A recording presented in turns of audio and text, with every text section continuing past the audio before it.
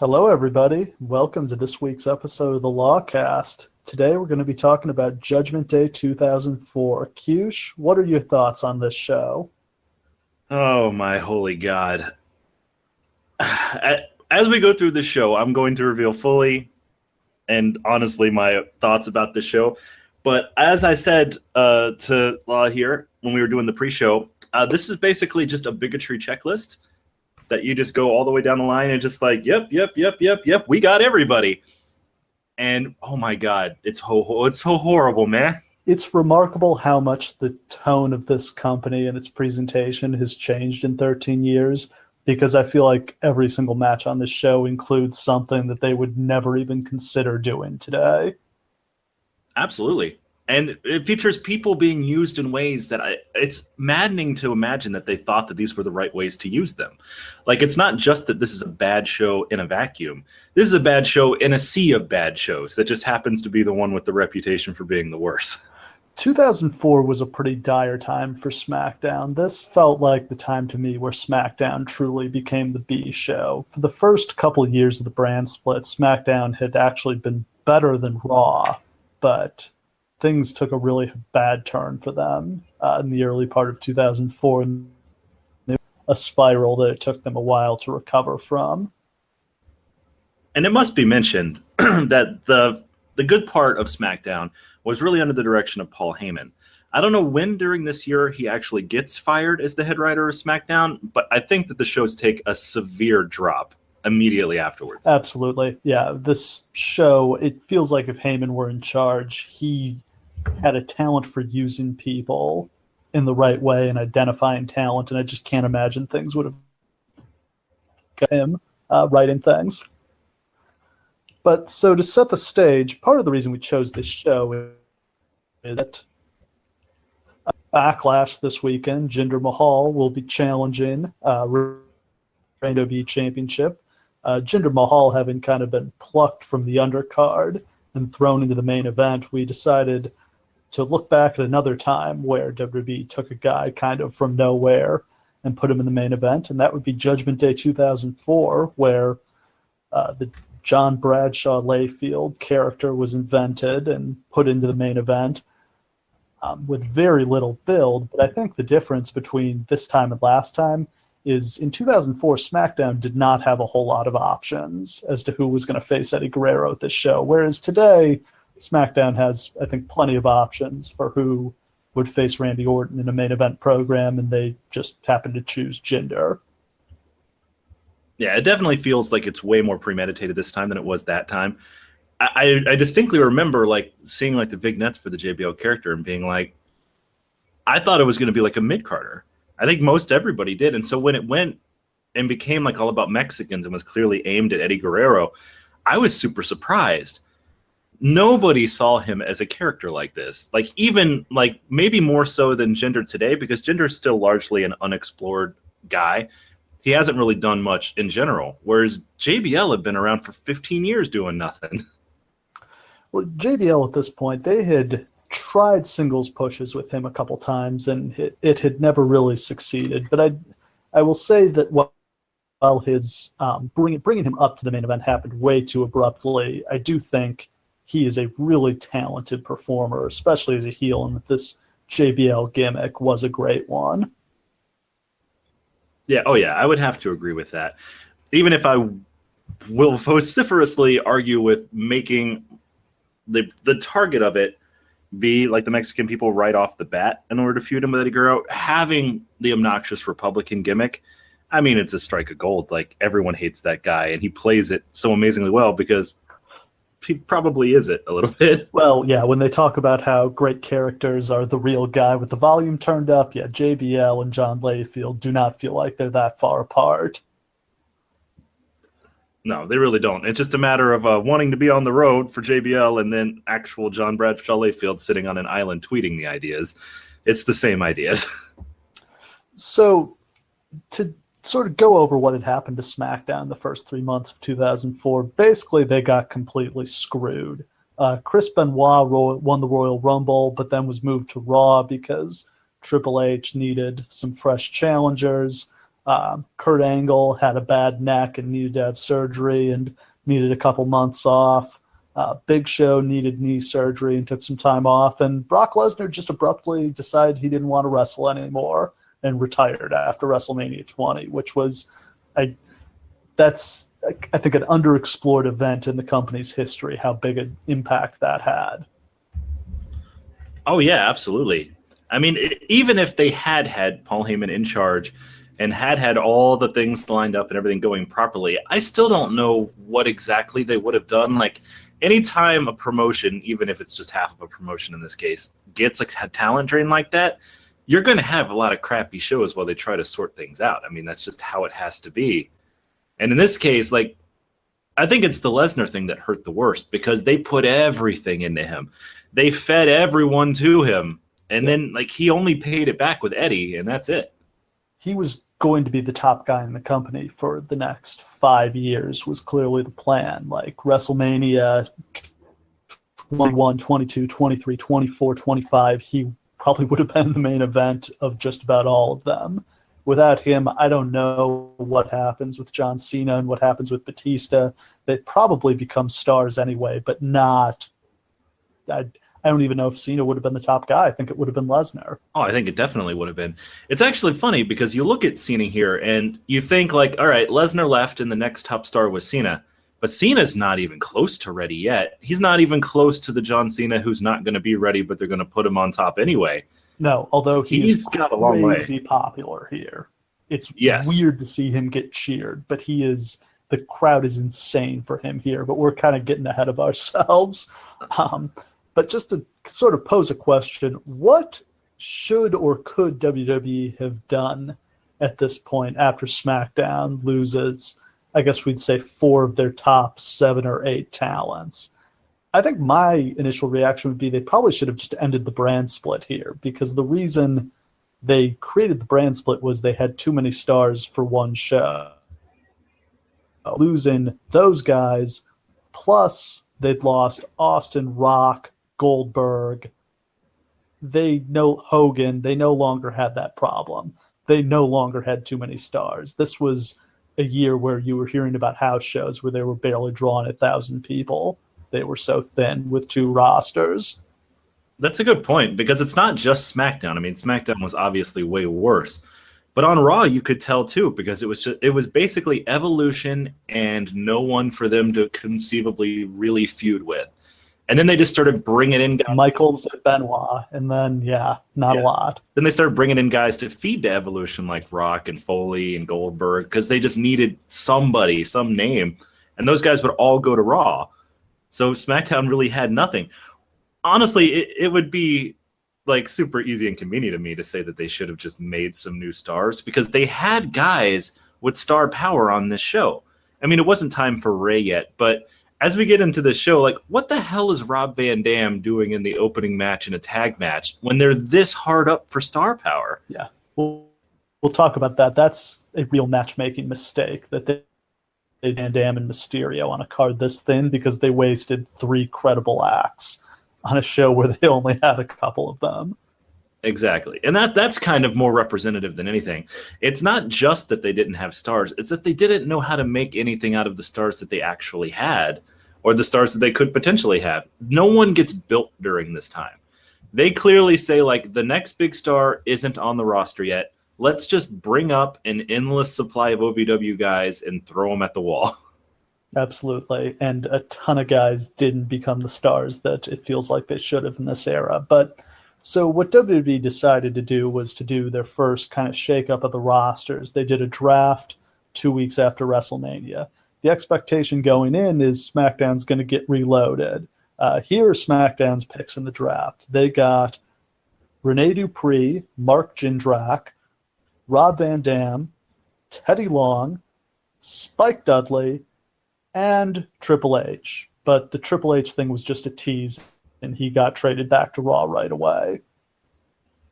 Now, let's not sleep totally on the picks of Rene Dupree and Mark Jindrak, because those were big prospects at that point in time. Like, they were supposed to have great futures. They just didn't. Yeah. Jindrak was supposed to be an Evolution before they changed their mind and put Batista in instead. good call on that one. And Dupree was, freaking 19 years old and on a national TV roster. And while he was green, he wasn't that bad. That was definitely a guy they saw star potential in. No, if they had kept him going for another 5 years, I think he would eventually turn into a fantastic performer. They could But break 3. yeah, unfortunately, 5 years from now, he's going to be in All Japan with a bunch of weird tattoos and a failed career. Yeah. Amazing how his career mirrored Alex Wright's. Yeah, it really did. So like I said, Triple H got traded back to Raw for Booker T and the Dudley Boys, and there was also Chuck Palumbo going to Raw in exchange for Rico and Jackie Gata. And Raw in the draft got Shelton Benjamin, Nydia, Rhino, Tajiri, Edge, and Paul Heyman. Except Heyman never appeared on Raw. He just quit and went back to SmackDown. But that was their way of removing him as SmackDown general manager. Right. And obviously we all remember that Shelton Benjamin got a huge push out of this. But I mean, it's not a huge haul for Raw either, especially since Edge wasn't quite exactly what he would wind up being. I mean, this is still feuding with Randy Orton Edge, not main event Edge. But if Triple H stays on SmackDown, and I don't think they ever intended to do that, does that fix the problem? Yeah. SmackDown still would have been thin, but SmackDown needed a top heel, and it would have given them a credible top heel, and him and Eddie could have easily run for a couple months. They just needed to bridge the gap until Angle got back, because Angle's back for SummerSlam. It's about a 3-month period they need to fill. I think if Triple H is on this show, you can do Triple H and Eddie, you can do Triple H and Undertaker, eventually you can do Triple H and Cena, and that would have given the show credibility and star power, but it would have blown a huge hole in Raw at that point. Yeah. What's interesting is that they basically, with JBL, wind up doing the Triple H push. And so at the same time, we basically have a Triple H on both shows. And this is when a lot of people stop watching wrestling. Yeah. 2004 was a really rough year for their business. Cena, I feel like my thought had always been that it was just kind of straight downhill for years and years and years, but I feel like this was where they really kind of hit a low point and things bounced back a little bit in 05 and 06 with Cena and Batista becoming top stars. Yeah, absolutely. And I mean, it's so sad that we're saying all of these things because Eddie Guerrero is the top star of this show now, and he doesn't do anything to deserve this. He's the guy who Lesnar puts over, not 100% clean, but that's in keeping with the character. He is maybe the most over baby face of this era. It just doesn't matter.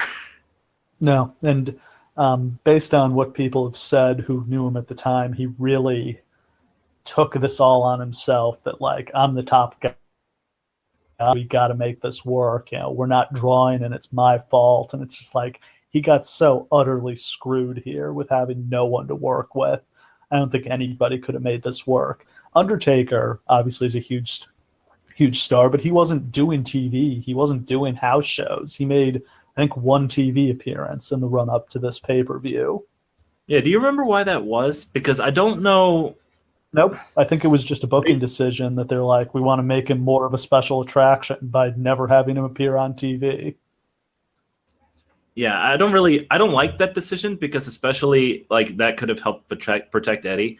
Or maybe they were just trying to be like, we'll make this Eddie show, it'll just be Eddie. But again, Eddie has to build a new top heel off of his back from scratch, where he's just a brand new babyface himself. It's just too much. Nobody's doing this. No, couldn't have worked. So they look at their roster, and the SmackDown writing team turns its lonely eyes to John Bradshaw Layfield to be the new top heel and Eddie's first challenger. Why Bradshaw? It's actually, I was watching a show a little while ago, and it was I think it was like King of the Ring 2001 or something like that, and in it Bradshaw cuts this like amazing pro-America promo and stuff like that, and he had done promos like that were kind of scattered among all of his APA work where it didn't really matter if he could cut a promo or not. And I wonder if they hadn't always known he could do that and just never found a way for him to do it.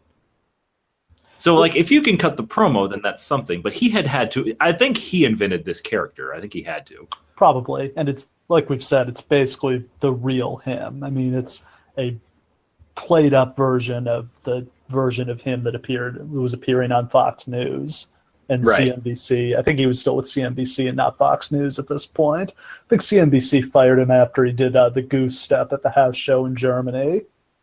But yeah, I think that was the big turning point, was when he got the deal to be on the cable news. And so he had a book coming out. He had a radio show. And I think Vince looked at that and is like, well, this guy, this is, a self-made man. This is a star. I don't know how much any of that actually translated to getting new eyes on the product, but it certainly created a character that had some money in it.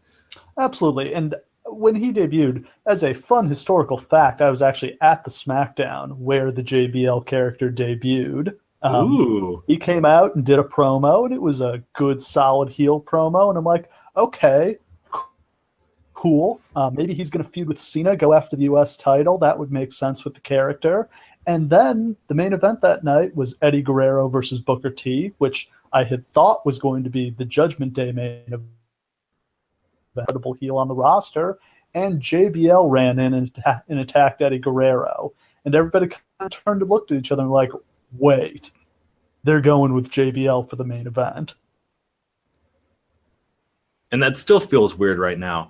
And we'll kind of get into it too when we get to Booker T's match, but I also thought it was a really bad idea not to let Booker T have that spot at least to start, because I thought that he was hot coming in off of Raw. Yeah, and they had a cool character where he was like, I'm too good for SmackDown. I'm the only real star here. It would make total sense for him to be like, I'm going to win the title, and then I'm going to refuse to defend it and take it to Raw or something. Like, Eddie being SmackDown's champion, he's standing up for SmackDown and its fans. Just feels like kind of a natural feud, and wouldn't have done a huge buy rate, but I think it would have been just good enough. Right. And I mean, it's another chance for somebody who never really got their shot in the main event to, that was the point of the brand split, right? Make more room for guys who we couldn't push when we should have and give them main event spots. Like, that's Booker T all over and Rob Van Dam all over. And they just don't. No. So JBL shot by new SmackDown general manager Kurt Angle after he played a video of himself beating up some Mexicans who were trying to illegally cross the American border. They were just pouring the cheap heat on JBL at this point. And it's so much fixated on Mexicans in general that it almost never gets to Eddie Guerrero. You know what I mean? Like, there are a number of these promos where, he literally never mentions Eddie's name. He's just insulting the concept of Mexicans. Yeah, no. It helped or didn't help depending on that. I think they were doing a lot of shows in the Southwest. The designer, coincidentally, Eddie is a Mexican champion, is going to help draw in those towns, and they have an anti-Mexican heel on top against him. It's natural heat. It's tasteless. I think it was offensive. I can understand how it would, turn some people off from the product. I don't know. Don't have numbers to cite whether it actually did, but booed. There was a lot of heat on him almost immediately. Absolutely. And this is actually the start of every year after this. They're going to talk about how they need to fill the Eddie Guerrero role because Hispanic viewers start turning in droves to see Eddie Guerrero and Rey Mysterio. I mean, it's a documented fact. Yeah. They're a huge part of SmackDown's audience is the Hispanic audience, and Raw's not getting that crossover. So obviously, they're coming for Eddie. And so obviously, that somebody in the office decided, all right, let's just insult these people. We'll be heels to them. Makes sense. But it goes so hard and it's so foul. I'm not sure that they didn't really press this one too hard. And the racist wins in the end. Yes, definitively. Also a problem. But you're right. They did continually try to do this, which is why they redid this exact same feud 10 years later with Rio. Yeah, that's exactly right. Obviously, there are points where JBL in his promo lines, they would like it. He talks about John Bradshaw Layfield's America in his promos. To be honest, it's uncomfortable how relevant these promos were. You know what I mean? Like it's very uncomfortable how this is still a very, like, if JBL came out with this character today, it would only be more relevant than it was then. Actually, notably at this point, I mean, in some ways, John Bradshaw Layfield, there's elements of kind of George W. Bush there. Bush was running for re-election, but like George Bush was a moderate on immigration and like wanted to have immigration reform, and it always, you know, spoke fluent Spanish and had a strong relationship with Mexico as the governor of Texas. Like, in a lot of ways, this is like a look into the future of the Republican Party. I kept waiting for him to say the words "Make America Great Again." Like, that's what it is. Like, they would have slid so easily into this promo. I've heard it, never from reliable sources, but that Donald Trump was inspired by like subculture promos. And was kind of stirred by that. And, you know, you can sort of see it. But I've never heard that from what I would consider a reliable source. But oh, God, that's a depressing thought for the day. It's kind of amazing here that, JBL is a look into the future of where American politics was going. There was clearly plenty of anti-immigration sentiment among the grassroots at that point, but I don't think at a more elite level we had seen it yet. Right. So the other big angle they did to build up JBL was they did a house show in El Paso, Eddie's hometown, where he brought his family into the ring, including his very old mother. She was well into her 70s, and JBL got in the ring and attacked Eddie, and then kind of cornered her, and she collapsed and faked like she was having a heart attack. But it turns out she actually did have some sort of heart-related episode as a result of this. She worked herself into a shoot. And they show very, very sparing footage of it on this show to kind of hype it. That's one of those things where what do you do if you're in JBL shoes? You're like, well, this thing that we were doing for Heat happened for real. I guess I got to take credit for it, but fuck, I hope I don't get lynched next time I'm in town. Yeah, it's just this is just a general piece of advice to wrestling promoters. Don't do heart attack angles. World Class did it with Fritz von Erich. WCW did it with Ric Flair. It just freaks people out. It's not good heat. It doesn't, it just scares people. Let the record show that SmackDown would not learn this lesson and would do heart attack angles with Al Wilson and Teddy Long. And Al Wilson already happened at this point. I didn't bother to research this, but there's a Tori Wilson and Dawn Marie match on this show that I think was part of that program. I have no idea, and I did not want to go back and I didn't want to Google that and find Al Wilson and his tighty-whities again, so I didn't want to relive it. It feels like during that match they should have mentioned, oh yeah, you'll remember a few months ago Dawn Marie fucked Tori's father to death. That's right, Cole, she did. You would think they would never stop mentioning that, ever or ever. You could never put these two names together again and be like, oh hey, I guess they're going to have a match. No, she fucked her father to death.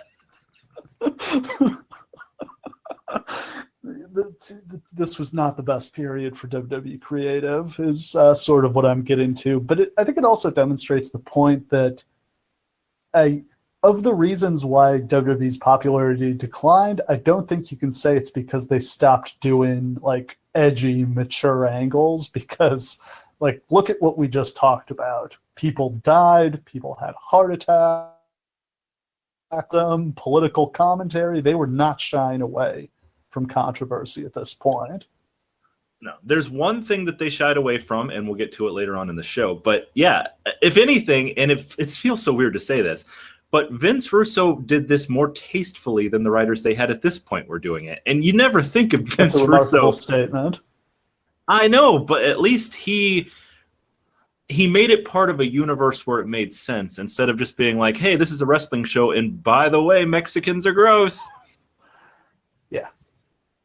So getting to the show itself, Judgment Day 2004. It was May 16th, 2004, from the Staples Center in Los Angeles, California. They drew a sellout crowd of 18,722. The pay-per-view buy rate was not good, though. 235,000 buys, down from 315,000 for Judgment Day 2003, the year before,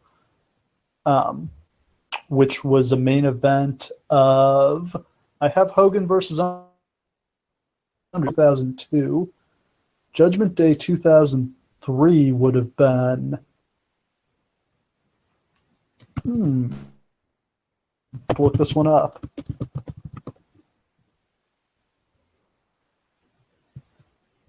Oh, Kevin Nash versus Triple H. No, Brock Lesnar versus Big Show was the main event, but the other big match was Kevin Nash versus Triple H.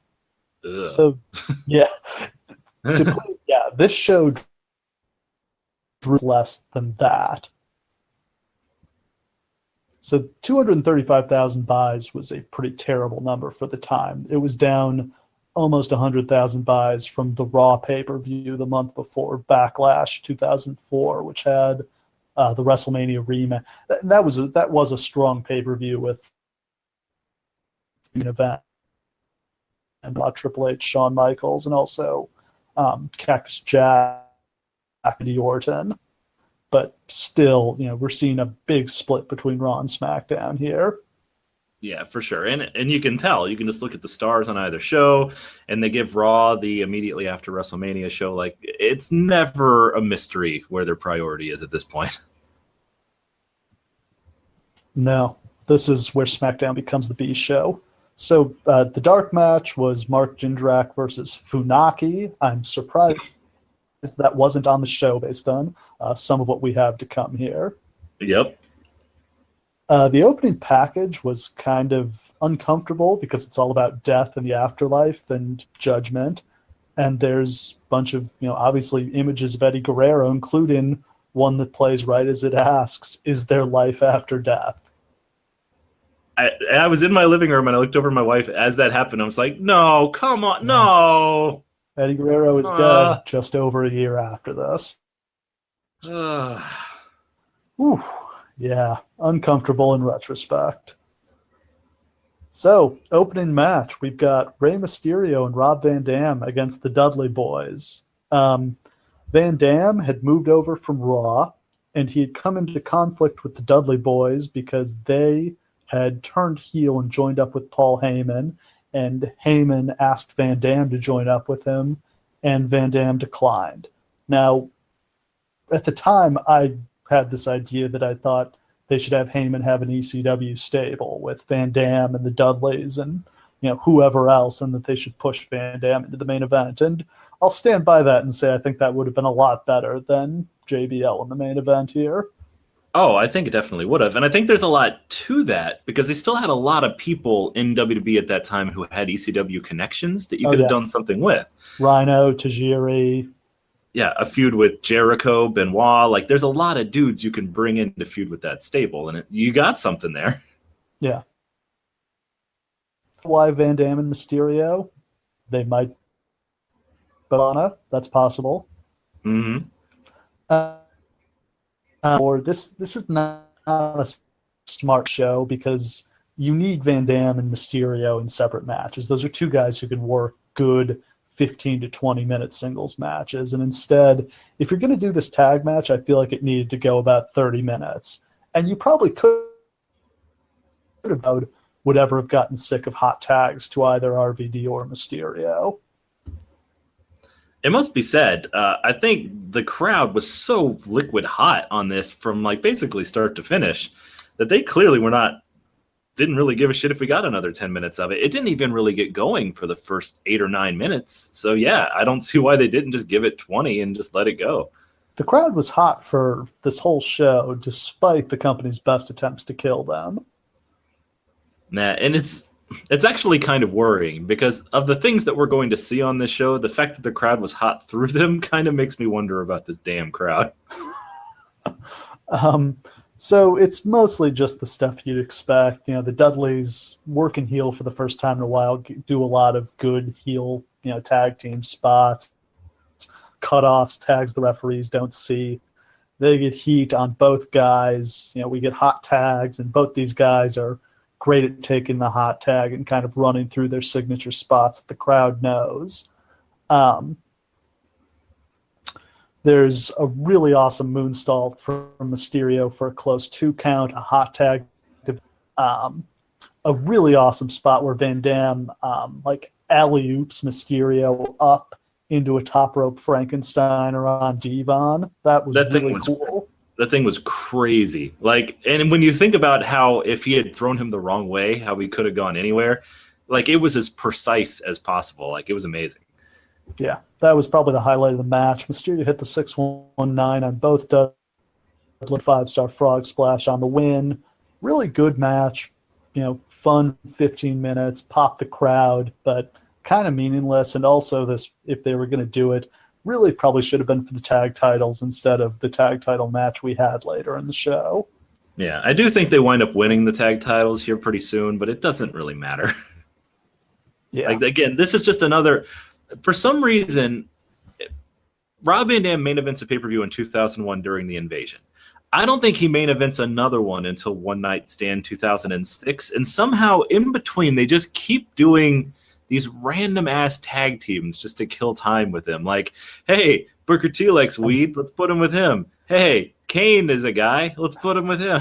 Yeah, I think there was somebody in the back who didn't like him, would be my best guess. Either Vince didn't buy into it or Triple H didn't like him, but somebody just didn't see Van Dam as a main event guy, which, maybe under an ideal circumstances he wouldn't be, but, SmackDown 2004 is far from ideal circumstances. Yeah, I think there are 4 people on this entire show that aren't actively in the main event who ever main evented anywhere. So, why are you wasting Rob? That sounds about right. We go backstage to Josh Matthews looking just ridiculous in an open college shirt, hair with frosted tips. He looks like 17 years old here. If you remember what Michael Cole looked like in the Attitude Era, it looks like his dorky son with the same look. Absolutely. He's knocking on Booker T's locker room. Booker T comes out, shouts a promo about how tonight the match against The Undertaker is the biggest match of his career. We go back to ringside where Kurt Angle comes out for a promo. He's got a lot of heat here. He's wheeled out to the ring in his wheelchair by Luther Reigns. So I will stop and explain. A week or two after he became the general manager, they did a thing where Big Show lost a match, and Big Show walked backstage angry and saw Tori Wilson laughing with a friend of hers. And Big Show thought she was laughing at him. So Big Show did a King Kong and grabbed her and climbed up to the top of the arena with her. Not the top of the arena, just a high ledge somewhere backstage, and was holding her off, threatening to throw her off the ledge. And Angle went up to try to save her and got chokeslammed off the ledge by Big Show. This was to explain why he wasn't going to be wrestling for a few months while he was recovering from neck surgery. This also wrote Big Show off the show because he needed knee surgery. So Angle has a broken leg and is in a wheelchair. And that's sort of what I remember from this time, is just Angle doing his wheelchair gimmick in a lot of weird ways. Man, in order to compensate for this, Kurt Angle cuts a promo that is the most cheap heat I've ever heard in one promo before. That was he and heel though. That was all he did when he debuted. That is true, but it's 5 weeks worth of cheap heat packed into one promo. He was just Los Angeles sucks. The name Los Angeles sucks. The City of Angels sucks. The Lakers suck. You guys all suck. You're ugly. I'm not a rapist like Kobe Bryant. Oh my God. The heat he got with that line was brilliant, though. Yeah. I'll also note as a Michigan homer that this is just a few weeks before the Detroit Pistons kicked the Lakers' ass in the finals. Very good. Very good. He says, to wrap it up, that he hopes there's a big earthquake that destroys LA. It's just unbelievable.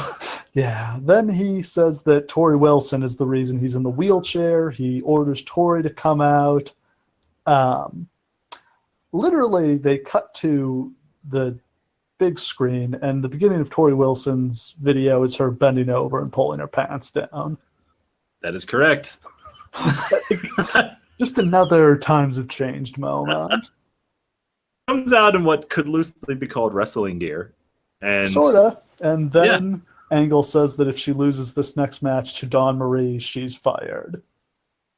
So this, we don't remember if the Al Wilson thing has happened yet, but that is a thing that happened at some point, that Dawn Marie married Tori Wilson's father and had sex with him until he had a heart attack and died. She also tried to blackmail Tori into having a lesbian relationship with her. I believe those events are reversed, where she was in love with Tori and wanted her, and Tori said no, so she fucked her dad to death. Yep. I can't say that sentence enough. Fucked her dad to death. Yeah, I think this episode's getting a mature rating, just like this show has on the net. Holy shit. That is something that, like, I was stunned when that came. When you turn the show on, it's probably the ECW shows have mature ratings too, but then I quickly remembered why when I remembered what happened in the main event. But Dawn Marie comes out, and they have a really terrible match. And, like, I want to point out, like, when people talk about wrestling from, like, women's wrestling from this era, it's bad, but the reason that it's bad isn't because the girls aren't trying. It's because the girls have no idea what the fuck they're doing. And that's not their fault. They've been taught how to do moves.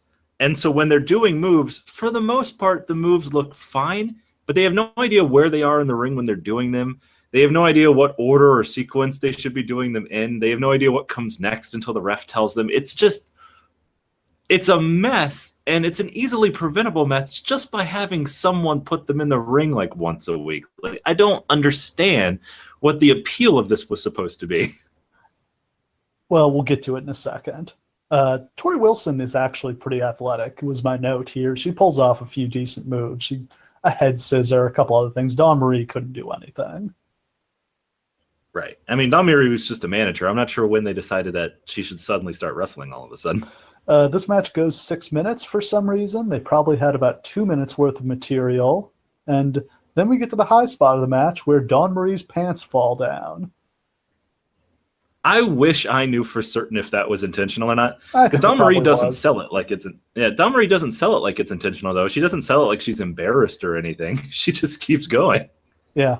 The announcers don't shy away from it, and the camera doesn't either, but this is also still the trash era. So, I mean, today, if one of the girls had this happen to them, they'd, shoot around it. Nobody would mention it. But yeah, here they just, steer right into the skid.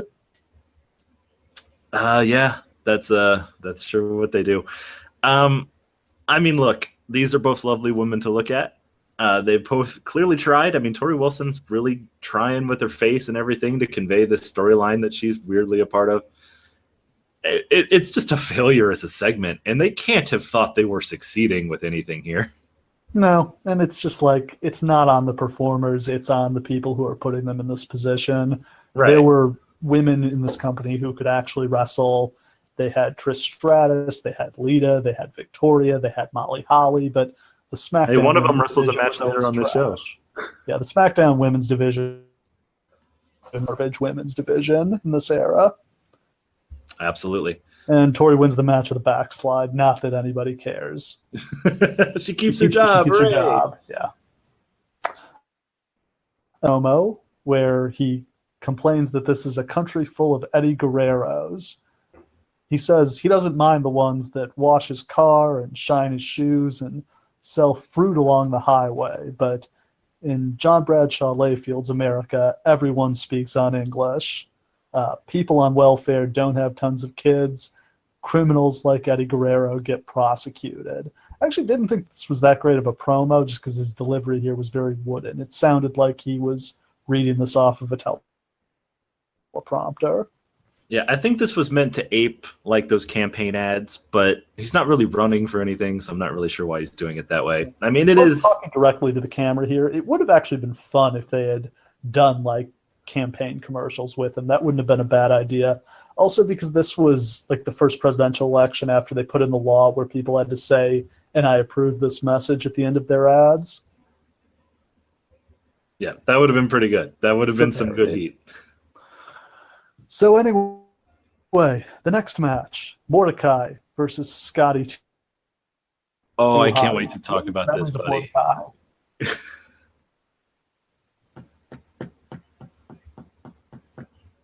Why does Mordecai look like Will character from Zoolander? I will always wonder what the fuck the costume designer for Mordecai was thinking. Like, I know that wrestling fashion isn't necessarily something everyone gives a shit about, but let's go through this. All right, he's got totally white hair. His eyebrows are dyed white. He's wearing a sleeveless shirt with his emblem on it that's see-through. And he's wearing those pants that wrestlers wore in the 80s where you could see like the under tights under the pants. So it looked like two layers of pants. Yeah. Everything about this was very 1980s. Yeah. I wrote in my notes, like, looks like someone walked straight out of 1988. And this match is also like a squash match from WWF Superstars circa 1988. Yeah, except that for some reason in the middle of the match, he decides to start selling for Scotty for like 2 minutes. Like, what the hell kind of squash match is this for the supernatural guy selling super kicks for Scotty too Hotty? So he comes down to the ring in his big white robe with a big white staff. He walks through fire. It's a cool entrance. You know, it's maybe a little too cartoonish for 2004, but it's clear that this is The Undertaker's next big opponent, right? Oh, yeah. Like, it couldn't scream that more.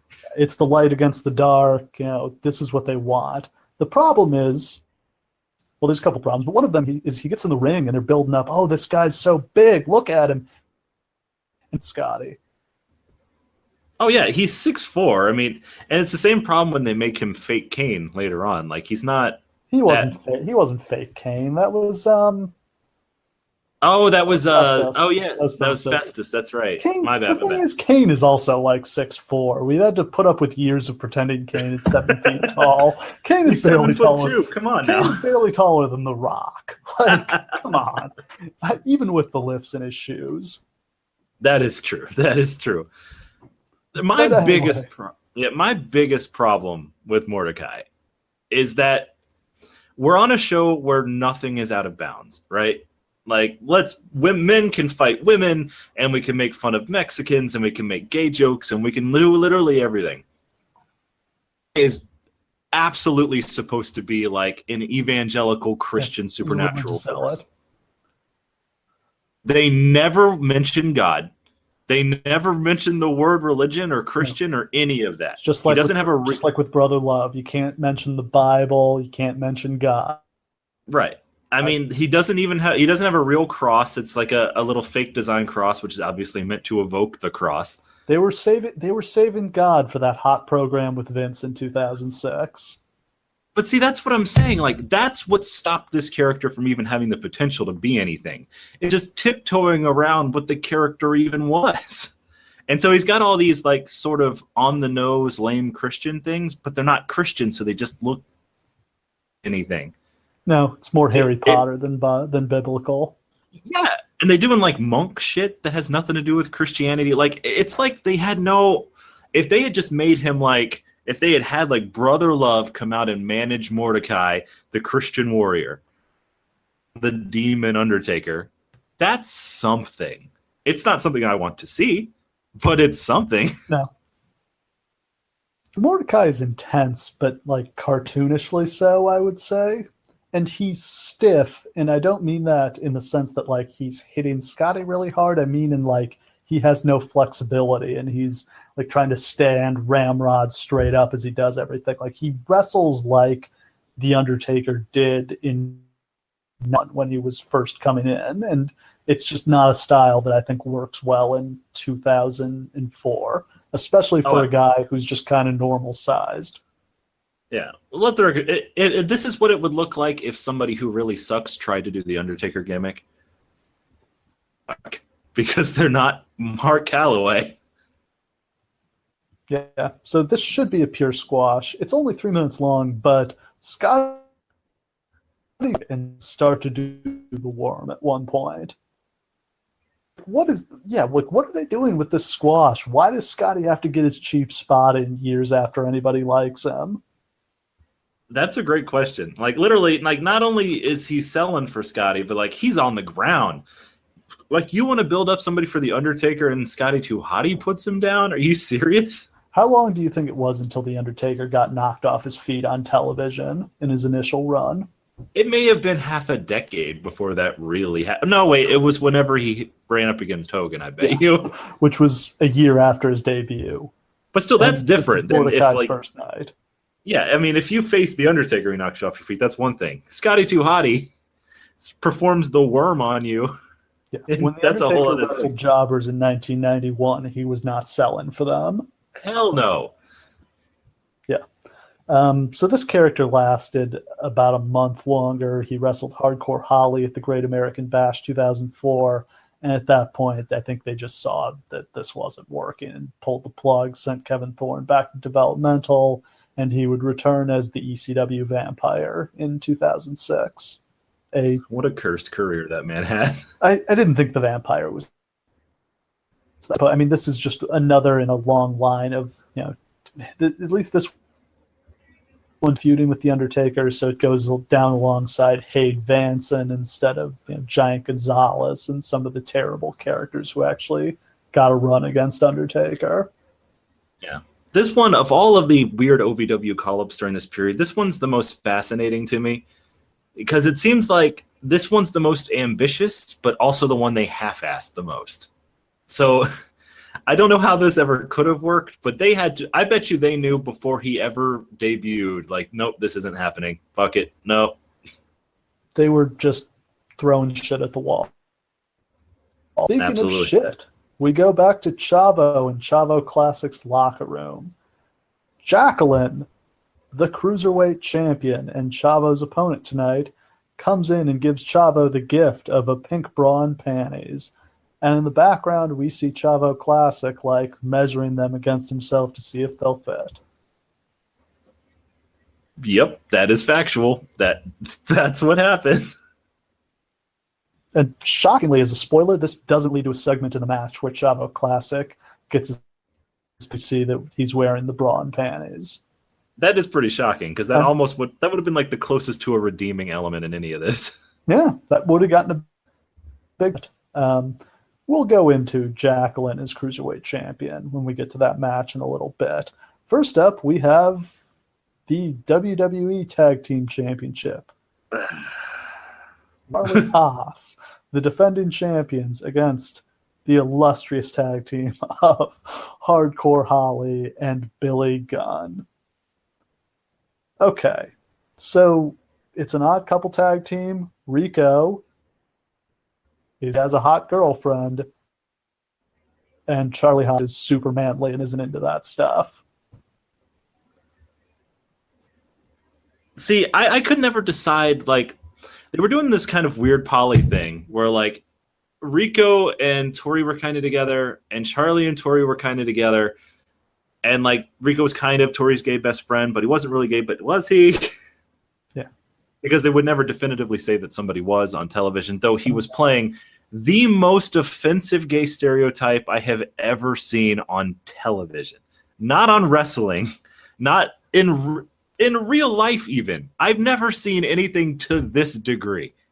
He is so stereotypically flamboyantly gay here. The crowd does pop really big for his gay antics though, so that's something. Yeah, and so they're doing this thing. They have a catwalk set up. So Tori and Rico walk the catwalk together, and Charlie won't because he's just too straight, gosh darn it. He can't walk over the catwalk. He's so straight. He would never do something like that. Oh my god! And then my favorite part was though when Hardcore Holly and Billy Gunn come out, the catwalk's still up, and Hardcore Holly's like, "I don't give a shit," and he walks the catwalk. Yeah, Hardcore Holly ain't scared of shit. What people do in their own personal life is their business. Like Hardcore Holly's the most tolerant man in this match, and that is amazing. See, okay, there's a couple things with Billy Gunn here I think are ridiculous. One is his old gimmick was Mr. Ass, the guy who would moon people and loved his ass and was, again, kind of a gay character. And also, Rico used to manage him with Billy and Chuck, where their Yes, where they were that they obviously let's just be nice and say that they were intentionally pretending to be gay. yeah, it was just a publicity stunt. But there's no mention of the fact that that Billy Gunn used to be managed by Rico. That doesn't come up in this match. Instead, it's just like the two straight dudes are freaked out by Rico's gay antics. Yes. The entire premise of Charlie Haas and Rico as tag team champions was Rico is a gay man who's free and happy, and Charlie Haas has to learn to come to terms with it. Except that never happens. No. I think they lost interest in this tag team not too long after this. I guarantee you, if you ask the writers at this point in time, I promise you they thought that Rico was a positive gay role model. I promise you. Like, he's winning. I think it's all good. Promotions always talk themselves into that. Like, look, I don't turn on WWE expecting to see positive gay stereotypes of wrestlers. I don't turn it on expecting to see bisexual people catered to, trans people catered to. But what I do expect is that you not, at least when you see a negative gay stereotype, you be like, hey, we're presenting a negative gay stereotype. Maybe we should shut the fuck up. Yeah, there's just a lack of self-awareness here. Rico was actually a good wrestler, though, which I think is kind of the tragedy of the fact that he got stuck with this character. And it's funny because he was also like a real-life badass, too. Yeah, wasn't he actually like a martial arts guy? Yeah, he was like martial artist, and he was like a cop. And like, there's this great story of like him being on a plane and somebody starting fights and him like taking him down. Like, he was like real-life badass. Yeah. So the match goes for a while. Holly hits the Alabama Slam on Haas, or goes for it. Rico kicks him. Haas rolls him up. 1, 2, 3. Chairs. Yep. Yeah, not good. This show has fallen off a lot after the opener, and it's not going to get any better for a while. I would also just like to say, like, imagine you're Charlie Haas and you turn on Raw every week and you see what they're doing with Shelton, and then you come to the arena and you're tag teamed up with Rico and Tori, and you're like, Shelton just beat Triple H. Yeah, and it's just like, oh, good. Oh, great. This is fantastic. Yeah, I'm the Marty. Great. Got the short end of that, although he deserved it. He could have been a fine, just like me. He would have been okay in that role. Next, we get an Undertaker and Paul Bearer promo. It's just the usual, but it's fun to see Paul Bearer back on TV. He had been gone for several years before he came back at WrestleMania. It's very, just very throwback to the original Undertaker. They're standing in, a smoky backdrop room. Paul Bearer's going, "Oh, yes!" It's very early 1990s, which I feel like was the tone of a lot of what they were doing on this show at this point. Yeah, pretty much. For some reason, it all has a little bit of a throwback feel to it. Yeah. Matches for the Cruiserweight Championship of the world, I guess. Jacqueline, the Cruiserweight Champion of the world, versus Chavo Guerrero. What are your feelings on intergender matches? I'm 100% open and happy for intergender matches. I think that it's something that's healthy and good when presented in a proper way. I don't really see, especially when it comes to certain things, people who argue against intergender wrestling obviously aren't thinking of when Awesome Kong wrestles Eric Young, right? That's obviously not what they're thinking of. They're thinking about Kelly Kelly versus The Big Show. But I think there are absolutely spots when it's healthy and good and should be supported. This isn't one of those. No, this sucks. Jacqueline, I like Jacqueline. She had a really good run in WCW, which didn't last very long, where she was managing Kevin Sullivan, and she would just beat the shit out of dudes. Like, she'd body slam them, clothesline them. The crowd would pop huge for that. That was when she was younger than this and like bodybuilding and in really good shape, whereas here she's just really tiny. Like, she's kind of 5'2", not a wrestler. And I just think this killed the Cruiserweight division. Not that it was terribly strong, but at No Way Out, Chavo and Mysterio had a really good match for this belt. And I think this was the beginning of this belt becoming a joke. Yeah, I mean, bless Chavo for going with this and selling for Jackie and doing his best to make something out of the garbage he was handed, which is really what Chavo did with this division the whole time. Like, he's the only person who ever made this division look like something worth having around. And every time they moved him away from it, it would go straight in the shitter again. Yeah, so the match, Chavo has to wrestle with an arm tied behind his back. He mostly beats up Jacqueline. She gets in some offense. So Chavo Classic helps his son out of the arm tie. Chavo beats up Jacqueline with both his arms. Chavo hits a gory bomb and wins. This match sucked. But the worst was yet to come, because on the next SmackDown, they did a triple threat where it was Jacqueline versus Chavo Classic. And Chavo Classic won the Cruiserweight title. Yep, that sure did happen. And hey, I mean, there's nothing wrong with Chavo Classic. Was it Chavo Classic or was it Hornswoggle? All right. I think it was Hornswoggle because the crowds liked Chavo Classic. There was something there. He was really entertaining. Oh, my God, yeah. And hey, he was at least at one point a cruiserweight. Like, he invented the fucking moonsault. I mean, there's something there. Yeah, I mean, he's Guerrero. They're all good. P.S. He didn't actually invent the moonsault. He just tells people he did. Nobody else who is still around to argue with him about that. Exactly. So next matchup is the United States Championship. John Cena defending against Rene Dupree.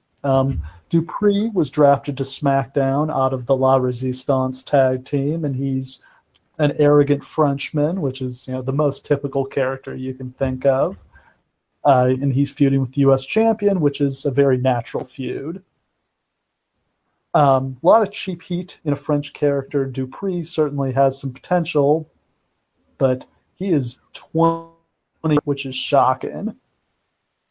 Yeah, it's actually a real shame that he lived in this era where they just desperately needed people. So like I said, they were throwing stuff at a wall. If NXT had existed then, really gotten the time to develop, because he had potential.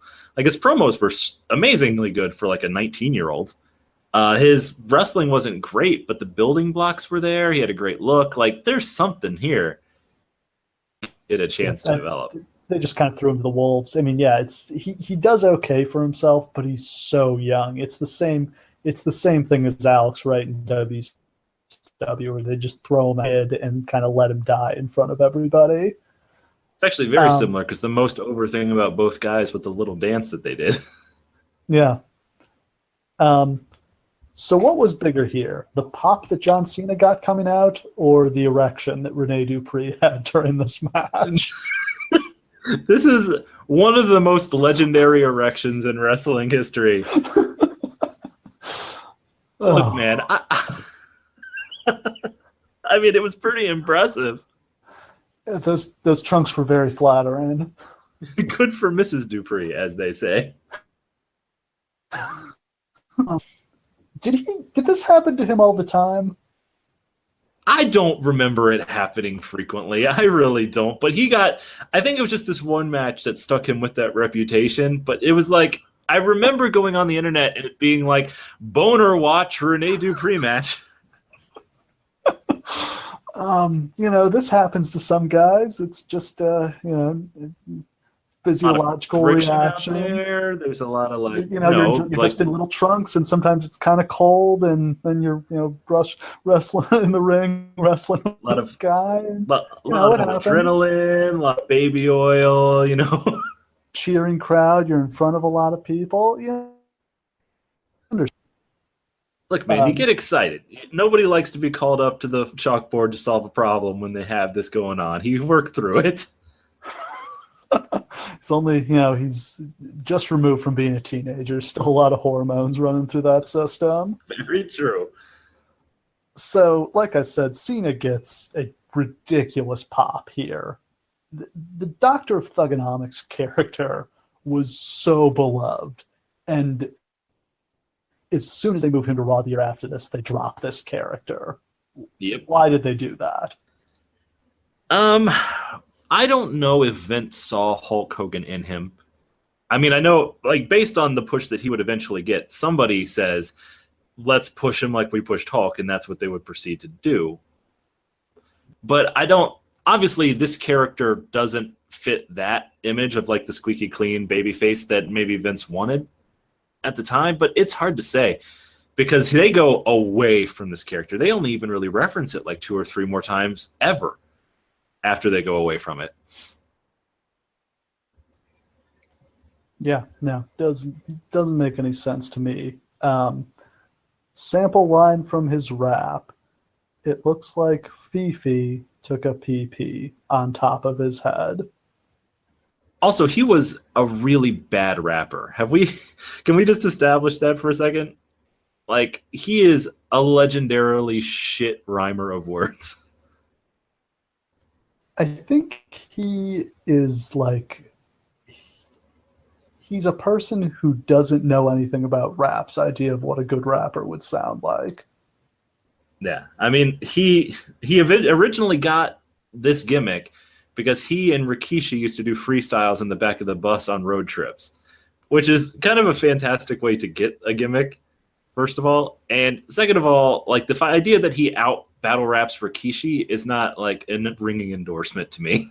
No, you weren't impressed with Rikishi's classic single, Bad Man?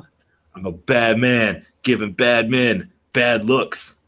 Prince amongst thieves and crooks. Sweet. So they brawl. They botch a clothesline where Dupree doesn't go over the top rope, and it looked like his head almost came off his shoulders. Yeah, it did. Dupree takes over with some wrestling school offense, locks in a really long bear hug.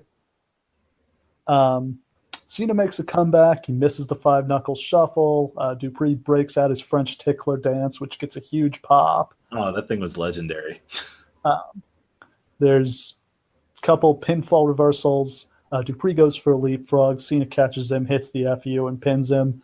As much as we joked about it, this wasn't a bad match. It was just kind of a basic wrestling match between two pretty over characters.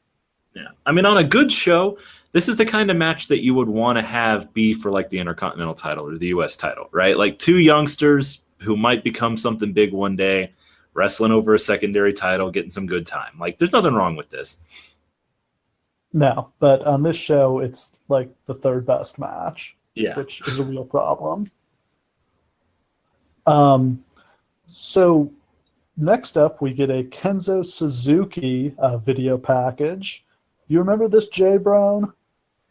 I remember him because I was watching him in Japanese wrestling before this ever happened. So I remember seeing his face show up and being like, one of the most legendary things in Johnny Ace's entire extended career as the guy in charge of talent and development and all of that stuff was he hired the wrong Japanese guy.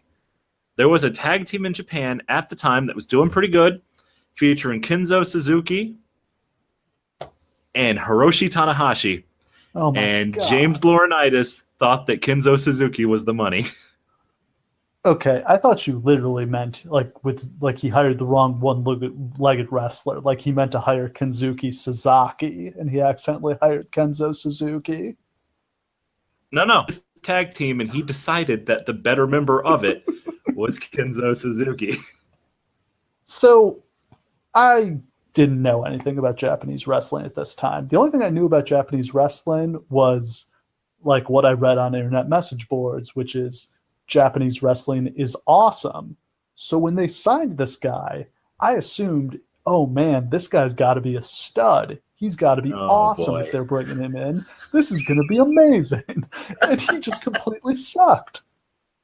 What you didn't know is that the second he got signed, every Japanese wrestling fan was laughing their goddamn ass off because they hired literally probably the shittiest Japanese wrestler to come out of the dojo in 20 years.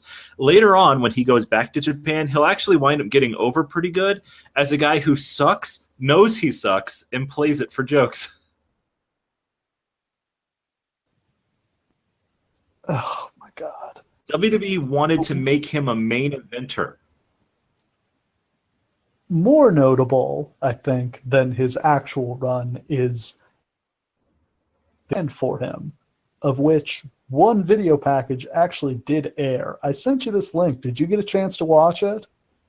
Oh, I watched it. You remember Emperor Hirohito? Jesus Christ. So it was a cool video package, using imagery of World War II and the atomic bomb, and a narrator talking about the empire of the land of the rising sun, and how one member left of the Japanese dynasty. Except, it turns out, unknown to anyone in WWE, the Japanese royal family is a real thing. They're real people and still alive.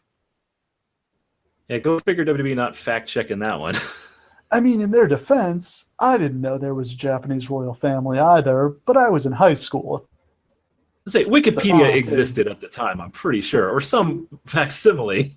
Not a billion company. So yeah, they actually put this on TV, and then I think going to cause some problems that we're portraying this guy as a member of the Japanese royal family when that's a real thing, and this is probably not going to go over too well in Japan, which was a market they were looking to expand into at the time. Also, but just imagine that that's the problem, right? It wasn't the character they came up with, which is that a Japanese guy would come in carried to the ring on a giant contraption by a bunch of other Japanese guys, and he would be super racist stereotype. That's not the problem. It's that we offended some actual Japanese people. Yes. This is also around the same time that they brought in John, and one proposal for him would be that he would be an unfrozen Nazi managed by Paul Heyman. And the story goes that the writer who proposed this actually got up in the meeting and started goose stepping. Oh my God. Chanting, "Hi, Dan Reich. Hi, Dan Reich." And Vince got up without a word and walked out of the meeting. But they went with every element of that character except the word Nazi. Yeah, no, Nazi was a bridge too far, except when they employed Ludwig Borga. But by 2004, you were not going to have a Nazi character, only if they were a shoot Nazi like Ludwig Borga. Oh my God, man. What the fuck was going on at this time? I always think back to it and think oh, this was a pretty normal time in wrestling. I mean, it was down business-wise, but I went back and watched the show and just had my mouth wide open, gaping. What the fuck is happening? Oh, man. So we come back from that video package, and Cena is still in the ring celebrating because they're just desperately stretching to get this show to 2.5 hours. He goes into the crowd, gives his James Worthy jersey to a guy with a John Cena shirt. This just goes on for another several minutes. They're, again, just trying to kill time here. And then the announcers hype up, how honored we should be that we're going to have a rare appearance of The Undertaker tonight. Which makes me think that they never intended to have The Undertaker on this show. I do wonder if they intended to go further with Booker T, and it's just the total lack of depth forced them to put The Undertaker, which forced them to take their hottest heel in Booker T and put him with The Undertaker. I wonder if all of these things just kind of lined up to make JBL happen. I can see that because when I kind of rebook this card in my head, I can't figure out who to have face Undertaker. And you got to put him on the show because he's your biggest star. Eddie was hot here, but The Undertaker's The Undertaker, and he's just come back with the Dead Man gimmick. you just need a classic monster for him, but they didn't have one that I can think of. They should have just fed Mordecai to him off the debut. Yeah, could have just done that. I don't think anybody would have complained too much. But so the storyline here was just that, like we said, Booker was complaining that he was too good for SmackDown, so Undertaker challenged him to a match. This is the era where rather than show up to challenge people, the lights would just go out and Undertaker's disembodied voice would say, "You, me, Judgment Day." Which is pretty great because he could just like phone that in from Texas and not even have to show up. Literally phone it in. So rather than portray this as Booker is a serious professional wrestler in the fight of his life and training really hard for this upcoming fight, they did a series of skits where Booker went to see Miss Cleo, who told him to go to a graveyard in darkest night and dig up some dirt from an unmarked grave to fight the Undertaker. Puts it in this like weird little baggie that would be like, it's probably like his weed bag he just got out of his car when they told him about this. He's carrying it in front of him like it's a big deal, and it's literally just like a tiny little black bag that he's just swinging around. Oh, to me, there's this curse of being good at comedy, which is in WWE, if you're funny, that's all they'll ever let you do, and this is what happened to Booker T.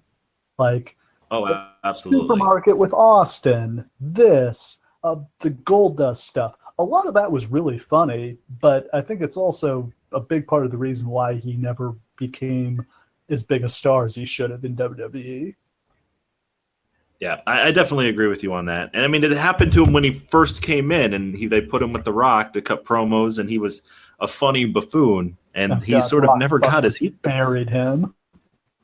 He never really gets his heat back after that. And somehow he's going to be so funny and good that who wound up making King Booker work. That was a remarkable feat. Yeah, that's a legendary accomplishment and talent right there. But shame, because there were times where like a legitimate athlete Booker T could have worked as a main eventer. This is one of them, coming in with his like all-star mercenary, I'm better than everyone on the show. It could have worked earlier on when he first came in. It's just like he's coming in hot. He's had like 2 months where they're kind of like heating him up, and then the Undertaker beats him here, and then he's dead. Stops him cold. It's up again. It's just, and of course Taker beats him. It's the Undertaker. It's just one of those where the mistake is not what happens in the match. The mistake is making the match in the first place. Yeah, and I mean it kills Booker because there's nothing even interesting about this match.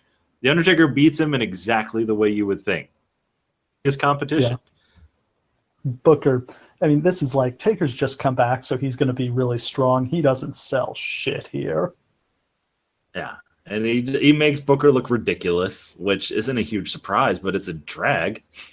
He even no-sells the dirt to the eyes. Like, he gets the dirt thrown in his eyes, and he just rolls his eyes back in his head, and he's fine.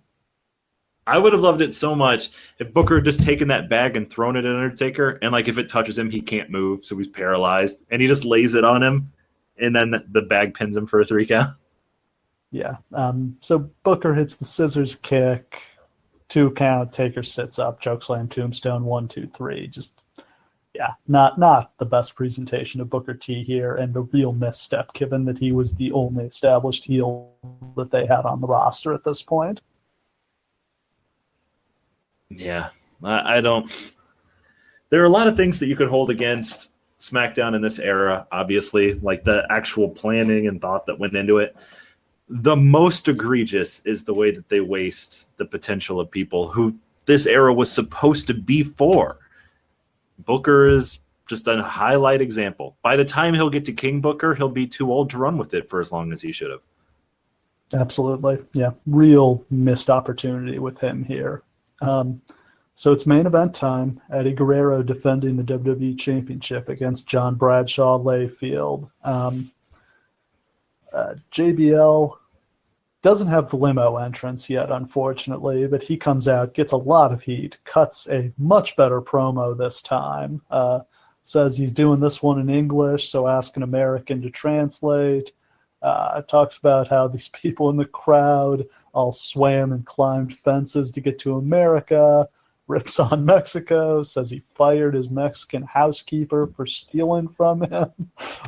But that's okay. He's going to hire Eddie Guerrero's mother as his new maid after this match. Like, really going too far with this promo, but I kind of loved it. I mean, if you're going to go here, like, this is what you need to do. And it works. And I mean, the crowd wants him dead in like the best possible way. So it's clearly working to some degree. Yeah. Eddie comes out to a ridiculous pop. I mean, he was legitimately the most over person in the company at this point. Is that fair to say? Like, not even close. Definitely. And like, it's one of those rare things where someone's so beloved that like years and years and years after they're gone, people still care. You know what I mean? I still see people in Eddie Guerrero shirts everywhere I go to wrestling events. Like, Eddie at this period is like touching people so deeply that it's hard to compare to anything like that we have in the present. Like, if anything, it's like literally the opposite of Roman Reigns. And a cross section of fans, because it's both the hardcore fan, but also the casual fan, and drawing in Hispanic fans who, maybe they had family members who watched wrestling and now they turn on their TV and they have, he's not Mexican, but he's Mexican American and from a legendary Mexican wrestling family. And he is, presented authentically as the champion of the world. Yeah, and he's proud of being Mexican, but he's also like, hey, all Mexicans are, cheating and stealing, ha ha ha. Like, literally, it works. Yeah. Yeah, he gets the supremely racist lie, cheat, and steal gimmick over. Yeah, he sure does. And, like, to the point where, like, Mexican fans are embracing it. Like, hey, yeah, we do. Yeah, we're a bunch of criminals. Yeah. So, I mean, the tragedy here with Eddie is he's finally kind of got his life straight. He's finally cleaned up. He's got the push, and unfortunately, he's destroyed his body with what he's put himself through. But, he's going to have a great match here or die trying, and he damn near dies trying. Yeah, if you don't know what match we're about to talk about, this is what like Smarks call the Muda scale match, which refers to ages and ages ago where Kaiju Muto, or Great Muda at the time, had a match where he bladed so much that it was like people in the audience actually threw up watching it. It was that bad. This is the closest to that I've ever seen. Like, it is hard to enjoy this match, and it's even harder knowing what's coming.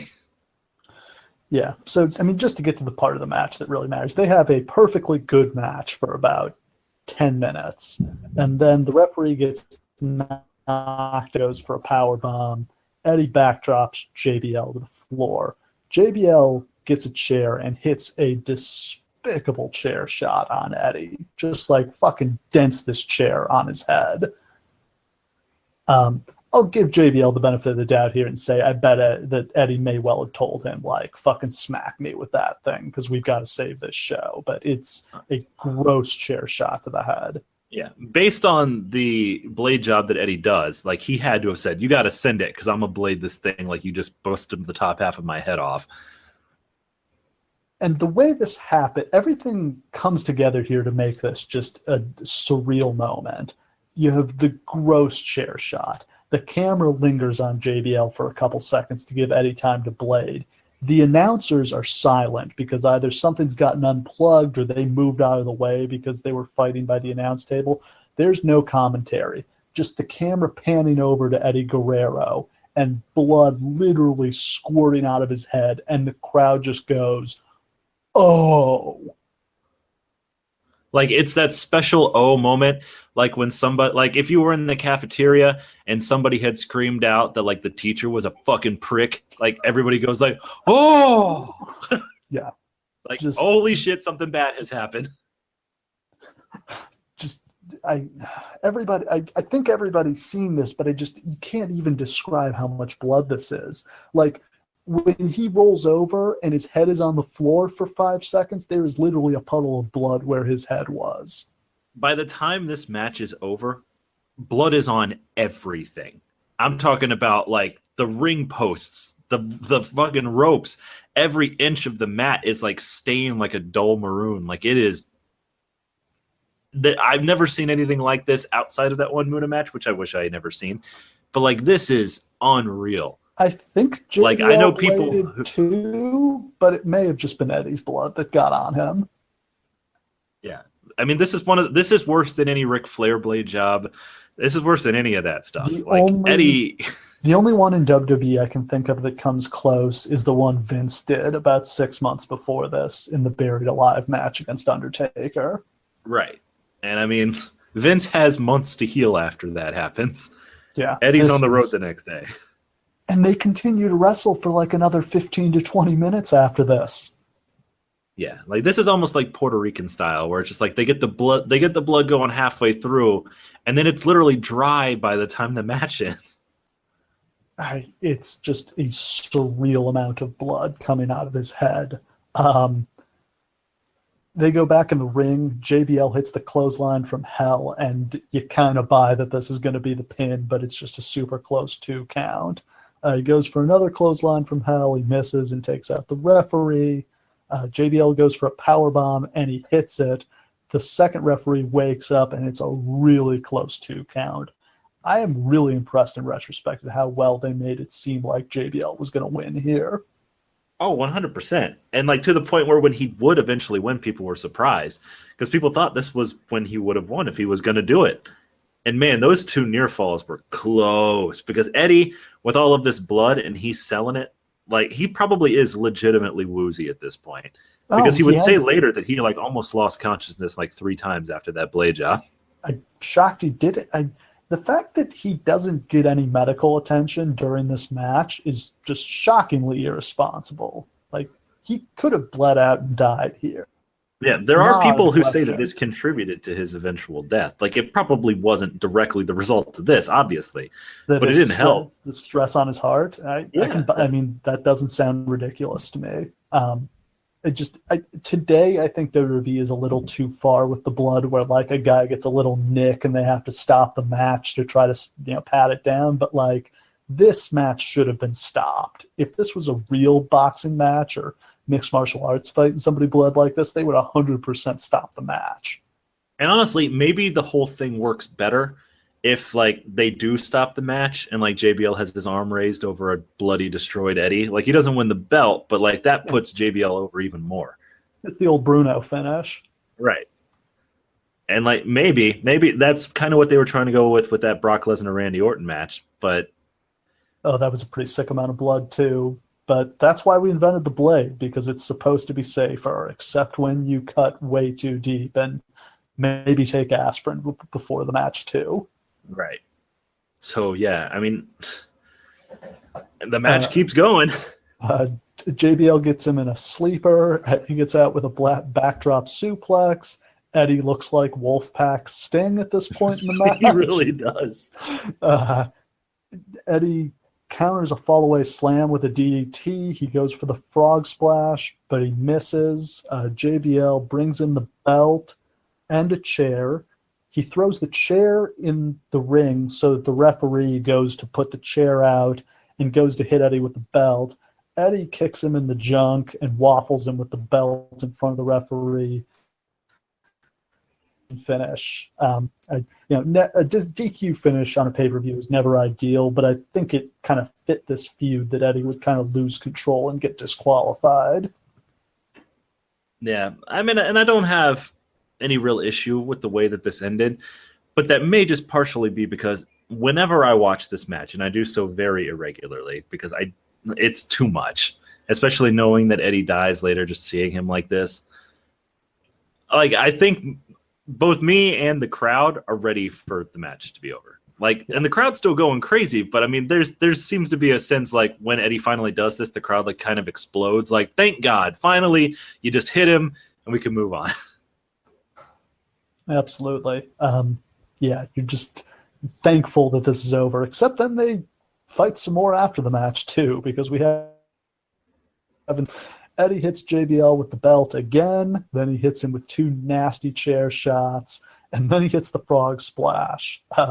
Referees try to help JBL away. Eddie jumps him in the aisle, and finally, a badass crew of agents, including Dean Malenko, Arn Anderson, and Fit Finlay, get them apart because nobody fucks with Fit Finlay. It's a Braun Strowman. Yeah. I mean, I do love that this is Fit Finlay, like, retired as a backstage agent, and 2 years after this, or a year or two after this, they finally bring him back and actually have him wrestle. Which is fantastic, yeah. They could have used him here. Oh, they goddamn sure could have.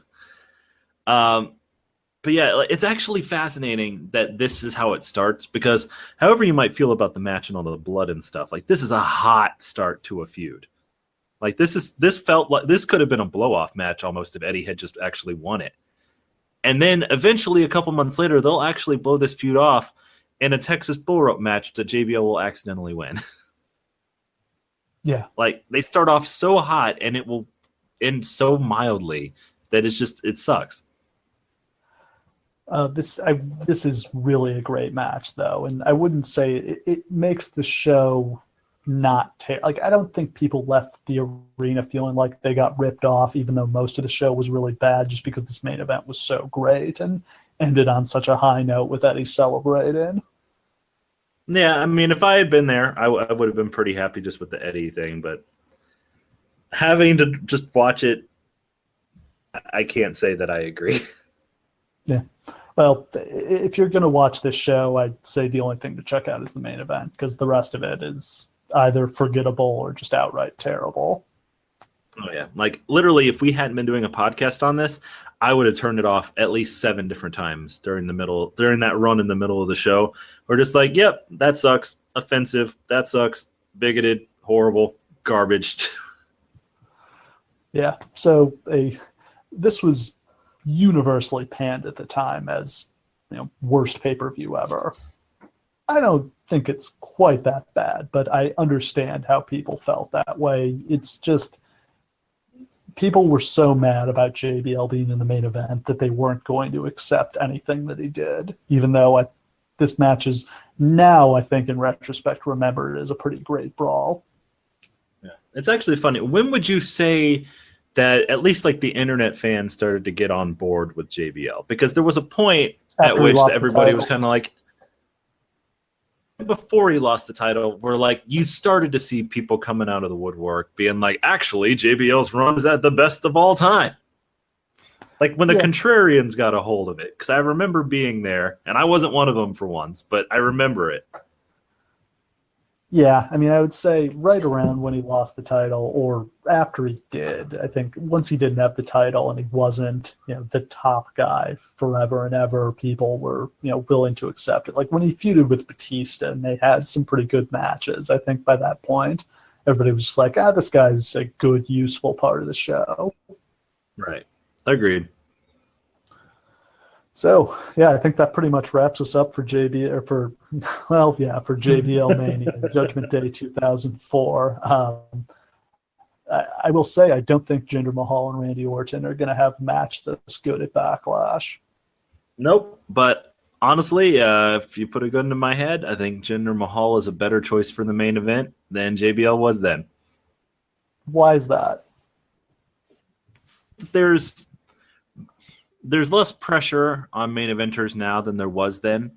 Like, Definitely. You were asking JBL to actually be a top flight main eventer with no proof that he could actually do it, against a babyface who had also never proved that he could actually do it. So it was a bad idea to go with a heel, like a completely untested heel against a completely untested face like that. And there wasn't, Jinder Mahal's been in the mid card for a couple of years, but he hasn't been definitively mid card for 10 years and like a number of different gimmicks. And he hadn't been so definitively set in a gimmick like JBL was with the APA. So not only is there no evidence he'll work as a heel, there's no evidence that he'll be convincing to people as not being part of the APA. There's no convincing that he'll be able to pull off the super racist angle. Like, it's a lot of assumptions. Whereas Jinder, he has a lot more to work with. He's a lot more, like, he can make a new character and have that be the definitive character that we know him as. There's just a lot more freedom to do different stuff with him than it seemed like there would have been for JBL at the time. And in the network era, they don't have to sell this pay-per-view. Like here, people actually had to pay $40 to see this match, whereas now it's just $10 for your subscription, and you'll get another pay-per-view the month anyway. Yeah, truth be told, who gives a shit who's in the main event? If AJ Styles is on the show, that's the main event. Like, if they do Randy Orton versus Jinder Mahal afterwards, it doesn't matter. I don't think they'll put that on last. I think they may actually put Nakamura on last. They should. They absolutely should. But, yeah, that, I think, wraps up our coverage of Judgment Day 2004. I'd say not as bad as its reputation, but still a pretty bad show. Hated it. Fair. I actually think that Great American Bash, though, in a couple months is worse, much worse. So there is that. Because it doesn't have this great match, and it has Paul Bearer being killed. Murdered on screen. Ooh. All right, so I guess next week we're going to be talking about King of the Ring 1996. What are you excited to talk about with that show? I'll tell you what, I've never seen it. I've seen the famous Steve Austin promo, obviously, but I've never actually seen anything about the show. I've never even seen any of the matches. So I'm really looking forward to seeing not only that era of wrestling, which I was watching TV but never got to see the pay-per-views, but I'm just fascinated to see in context the rise of Steve Austin.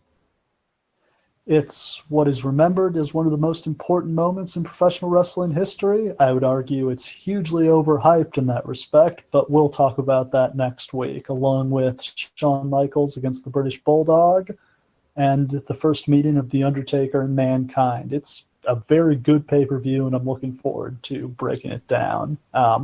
Any last words before we finish up here? Hell no. Remember to, eat your vegetables, etc. And please, please, please, please, please, if we do polls again for shows, as we did last week, stop voting for the crap shows you know are crap on purpose, guys. I know who you are. It's not all of you, but I see you out there. Stop it. I was shocked that Spring Stampede 2000 didn't win. Every time I run a poll, the crappiest possible show wins. But every time you run a poll, they actually care. I see what y'all are doing. You just hate me. Indeed, they do. Well, all right. Thanks for listening, everybody. We'll see you next time.